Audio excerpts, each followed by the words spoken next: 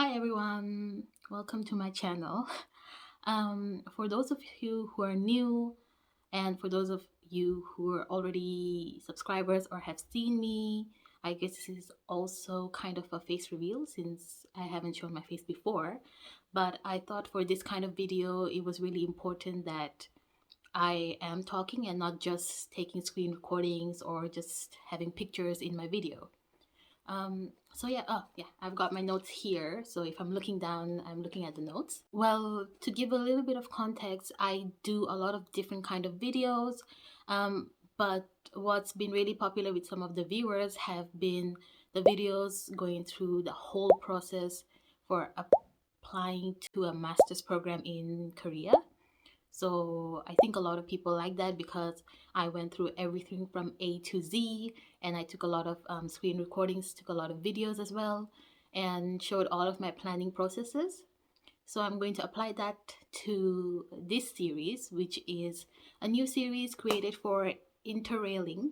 I live in the UK, and because I've been wanting to go around Europe for a long time and I haven't been able to because of various circumstances, I finally managed to buy an Interrail pass, and that's prompted me to actually start planning and go on a trip. Interrailing is just a means to travel Europe by train. So if you don't want to fly or if you don't want to use the ferry or anything, you can just travel by train to various different cities. And I believe it's about 33 different countries that you can travel to with this Interrail pass. I started researching about this trip around last year, December, and I noticed that there were a lot of videos on YouTube about tips and tricks and like how to Interrail 101.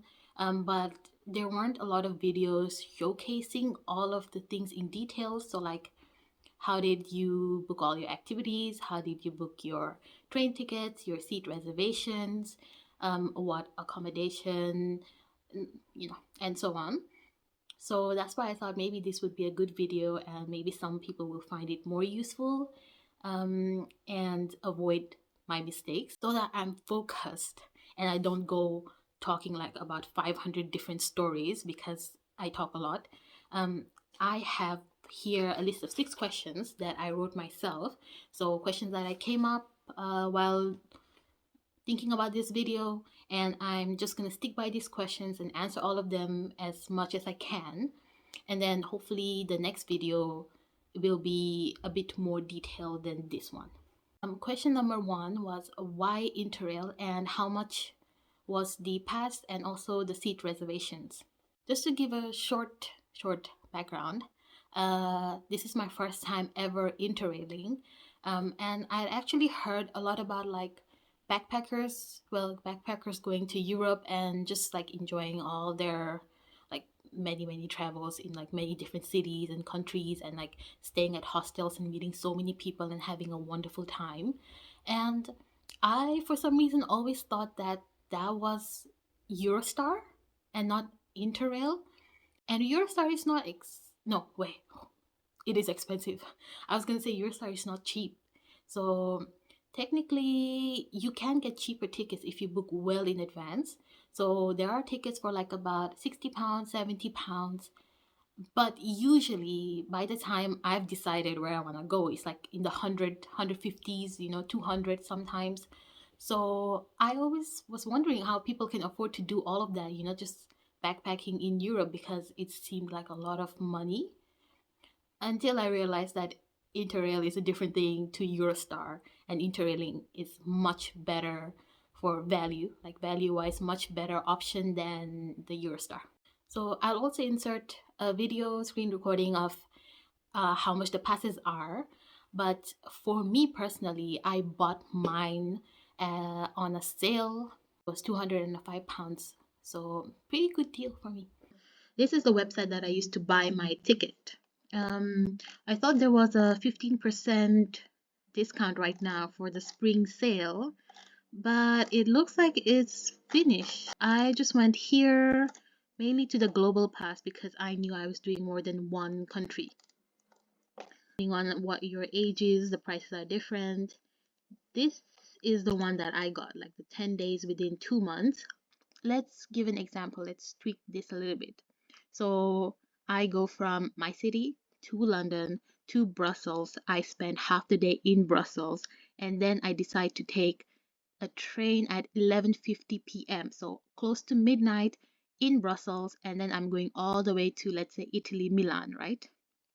So even though by the time I reach Milan, it's going to be like afternoon the next day, still considered one day.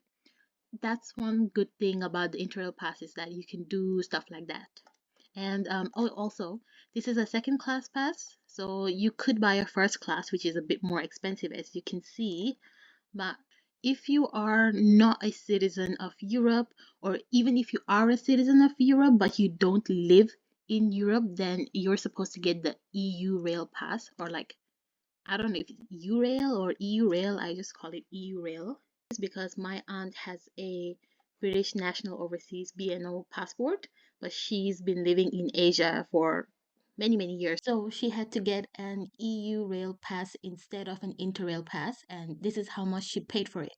There are a couple of ways where you can reserve seats. And just to be clear, just because you have an Interrail or a EU Rail Pass doesn't mean that the seat reservations are included in the pass. There are some regional local trains or like very slow moving trains where you don't need a reservation at all, which is great. But for most of the high speed trains, for the Eurostar, you really do need a seat reservation. It's mandatory.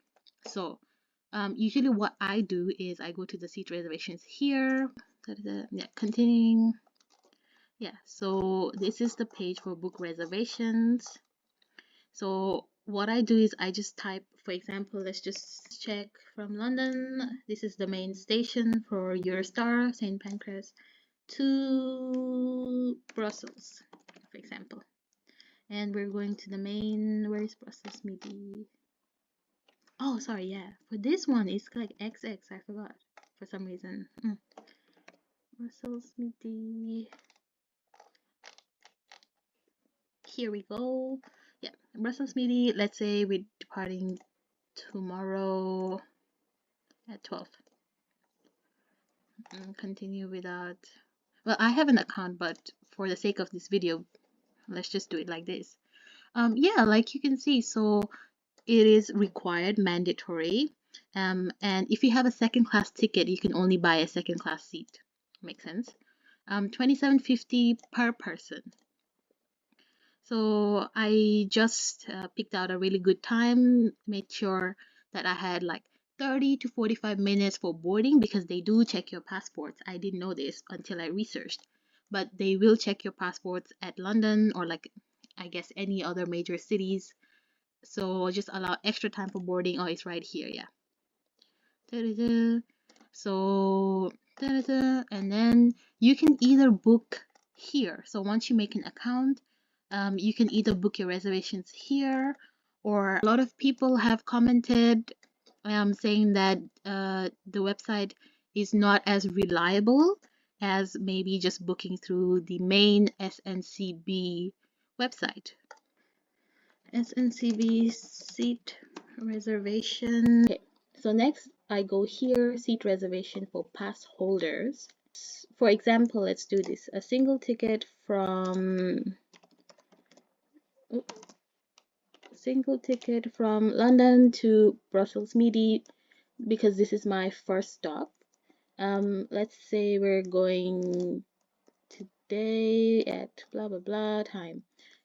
This is where you put your Interrail pass. So I have the Interrail pass second class, so that's what I'll be putting with the UK. Click. And as you can see, this is the train, is 2 hours, and it is £27.50 or €30 for just for the seat reservation. So you've already got your Interrail or EU pass with you that you paid for, and on top of that you have this seat reservation price basically. Eurostar seat reservations are non-refundable, but you can exchange them for a later time, if I remember. and you just fill in your details and then you can go and pay for it. I do believe this website, the SNCB, you have a €4 booking fee. So instead of 30, it'll be €34. Here it says €4 service charge per reservation. So if you're booking through the Interrail website, then I think there's no service fee or no booking fee. So I quickly double checked, and there is a €2 booking fee in the Interrail website per person per train. And that's all for the screen recordings, and we're gonna go back to the video now. Next question, number 2, is who's coming with me? So at the very beginning, when I bought my tickets, it was supposed to be a solo trip for myself. That's why I bought my tickets separately from the rest of my family. But what happened was my aunt, who's living in Asia, she's coming to visit us for about 3 months. And when she heard about my plans, she wanted to also travel to Europe. And then I was like, why don't I just invite my mom? Because they haven't seen each other for a couple of years too. I haven't seen my aunt for a couple of years too. We've actually never been on a trip together. Maybe like when I was really, really young, but in a long time. And then since I was like, well, since there's three of us already, why not I just invite my brother too? He doesn't really like to travel a lot, so that took a lot of convincing, but like eventually he came around, and so there's four of us going on the trip now. It's going to be me, my mom, my brother, and my aunt. We've all got like different Interrail passes and like different budgets and everything. But yeah, I feel like it's going to be a fun trip, and I'm going to try to vlog every day, and we'll see how that goes, because I don't have a great track record of posting videos. Smooth transition into the next question. So, what are the budgets? Um, like I said, we have different budgets because like we all bought the passes around different times. All I can say right now is my budget is £1,700. My aunt's budget is also the same, £1,700. Technically, when I was still thinking about the solo travel, mine was 3,000 to £3,500. And then once my aunt joined me, I decreased a little bit of my budget because I was like, well, there's two of us. The hotels and accommodations gonna be cheaper now, and I just want it to be more budget friendly for her because she's already spending so much to be here. Once my mom and my brother decided to join, I decreased the budget a little bit even more. So I've set it as 1,700 now, but to be honest, it's not a strict budget. So I'm hoping that even if I go above my budget, it'll just be up to £2,000 and nothing more than that. So I'll try to keep it within £2,000. Next, for my mom and my brother, the budget is drastically different. It's only £700, but that's because they've decided not to join us for the whole trip. So what's happening is they'll be here for the first two destinations, and then they're going to go back home. Whereas me and my aunt, we're just gonna keep going to the other places, so our budgets are more higher. I want to do a really detailed budgeting video next time, because like there's a lot of shit going on, to be honest. Like I don't even know what I'm doing properly, but I'm trying my best. Question number 4, all the planning. So everything that I've planned so far, but very briefly because I'm gonna do a video later. This is probably like the 5th time I've said this. The first thing I did was like find out what countries or what cities I wanted to visit, which was kind of easy because I already knew that I wanted to go to these 4 countries. Like you can see, I've even highlighted it because I was like, I have to go to these 4, which are Italy, Greece, Hungary, and Netherlands. And that was great because Amsterdam was on my list, so I started planning there. And it was only 4 hours by train, so it's not crazy long, right? I checked around for all the hotels and all the Airbnbs, and my God, it was expensive. Like, it was more expensive than that I had thought, because I thought I'm going next month. Oh, I don't think I said this, but like, yeah, I'm going next month, and I thought because it's not peak season yet, like it's not summer yet, it should be like a little bit cheaper than May, June, July. um but I believe the hotels that I was looking at, and I did do it from like cheapest, lowest to highest price, it was about 250, 280 ish, depending on the location. And they were actually pretty far from the main central, like Amsterdam Central, town center, city center, whatever it's called. Airbnbs, which was slightly less expensive. But the problem with the Airbnbs was that they were so far from the central. Decided instead of going to Amsterdam, we'll just go to Belgium because it's a little bit more cheaper. And to be honest, no, none of us have been there either. After like a lot of research, I finally settled on Luxembourg. And I keep saying I in this video is because I did all the planning, like I said. Like they were happy with anything. Like they were like, you just do what you want and we'll just go along with you. So I picked Luxembourg. I showed them all the pictures and the videos and everything, and they were like, it looks very beautiful. So I was like, sure, then that's where we're going. Definitely, Luxembourg is so much cheaper. Like, I'll show you the hotel reservation. Like, this was like two rooms, and with a swimming pool. Hopefully, the swimming pool's open. I don't know. Really nice hotel. Although I heard it is a little bit far out from the city, but it's fine because public transport is free. Did you know that? I didn't. But yeah, public transport is free in Luxembourg. So I was like, hell yeah. The sun's going down. Um, yeah. So that's a crazy concept that Luxembourg has free public transportation. So, well, we're not staying too long anyway. We were only staying 2 days. But yeah, after that, I booked the tickets for my mom and my brother to go from Luxembourg to Paris and then take the Eurostar from Paris to London. Yeah, and we had to book seat reservations for both leg of the tour. So Luxembourg to Paris, seat reservations needed. I'll tell you how much because I don't remember. And from Paris to London, yep, seat reservations again. And like I said, I really wanted to go to Hungary too, like mainly Budapest. So I checked the trains there using the Interrail website, and it's pretty far. So while I was doing a lot of research, I came across Austria, and it was it was never on my list for some reason, but like everything I've seen, like all of the videos and all of the research I've done has it just looks so beautiful. Like I have no words to say except like the place that I chose, which is Innsbruck. I hope that's how you say it, but the place that I chose, they've got so many activities and like the view's amazing, and there's like a water sports, there's also horse riding, there's paragliding, which I really want to try, but I'm a bit scared. There's a botanical garden, there's a palace or a castle, I don't remember. But yeah, so there was so much to do that I decided to book 4 nights. So yeah, that's like the longest part of the trip so far. Question number 5.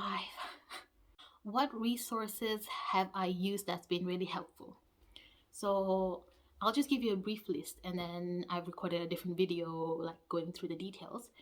But Facebook, I don't know, like who knew? Like so like it's been like my number one, along with ChatGPT and Bard Gemini, whatever it's called now.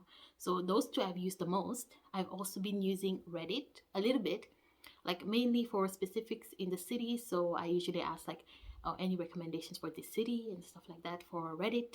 Um, Also, the man in seat 61, like I'll explain that a bit better. Next is of course YouTube videos. They're always really helpful with tips and tricks, and also like I also watch a lot of videos about a specific city, so I can like take some recommendations from here and there. If there are any more resources that I'll use, and I'm sure I will because I still have like half of the trip left to plan and book, I'll just put it in the next videos. I'll make sure to put down all of the links below so everyone can access those resources as well. The man in seat 61. This gives you a lot of like breakdown of all the trains and all the routes and journeys. There are also some where there's like hotel reservation. Oh, sorry, hotel recommendations, even restaurant recommendations and stuff. So let's just do this right. Europe, blah, blah, blah, blah, blah, London to Brussels by Eurostar. So I used this one, and it actually tells us exactly when to check in, like where the check-in counter is, like restaurants in the train station, the bag storage for the train station, which is amazing because I thought I had to look for that information myself and it was going to take ages, but they're all here, like it's all summarized. Here's a picture of the group name for Facebook, so you can just join the group, put in your post, and then you'll see a reply the same day. Here we go. And the last and final question, number 6, somewhere here, is next video, I guess. So the next video will definitely have much more details and probably will be a lot more helpful than this one. Yeah, the main things I'm going to talk about in the next video is all the activities that I've planned and like where I planned them from, all the prices for the activities and the trains, because I've bought some like single tickets in Brussels because like our Interrail passes, like some of us have more days and some of us have not a lot. So I'm going to talk about those two. Also, the Excel breakdown. So all of the expenses that I've paid so far, and all of the like the breakdowns and the Excel sheet that I made because I couldn't find one that quite suited me, like my travel. So I got that. If anyone is interested, then I could just make a blank one and then put the link in the next video. Oh, and because like I finally caught on with all of the planning, so from now on I'll be able to actually also screen record like me researching and buying and booking and planning everything, which I think will probably be a little bit boring because it'll just be me sitting there silently going through 50 different tabs, like just going through this and then Google Maps and like trying to map everything, and seeing if everything is closed or open or like the restaurants blah blah blah. But I think it'll be fine because I really do like planning. Not this much because this has been stressing me for like months. But at the same time, sometimes it's very fun. I mean, hopefully this kind of helps you, or like it helps you to be inspired to start your Interrail journey too, if you were thinking about it. And I will definitely, I promise, I definitely will upload this by Saturday, whatever the date is, like this Saturday. And I think that's all for today. Thank you so much for listening. And yeah, if you got any questions, just drop it down in the comments. And I will see you in the next video. Oh, disclaimer, because I think a lot of people don't know because this is like very new for me too. But I am also making content in a different language. So that's mainly for my family and like some of my friends, because they don't speak English. So since last week, I've been uploading contents in 2 different languages. So if suddenly you're like, what is this girl posting? It's that. So mainly I'm doing vlogs about my daily life in the UK for my family and friends to see. And in English, I'll be posting mainly about the Interrail and all of the planning and all of the thing, and then vlogging that trip. But yeah, that's all. Thank you again and see you soon. I'm gonna go because my battery is about to die.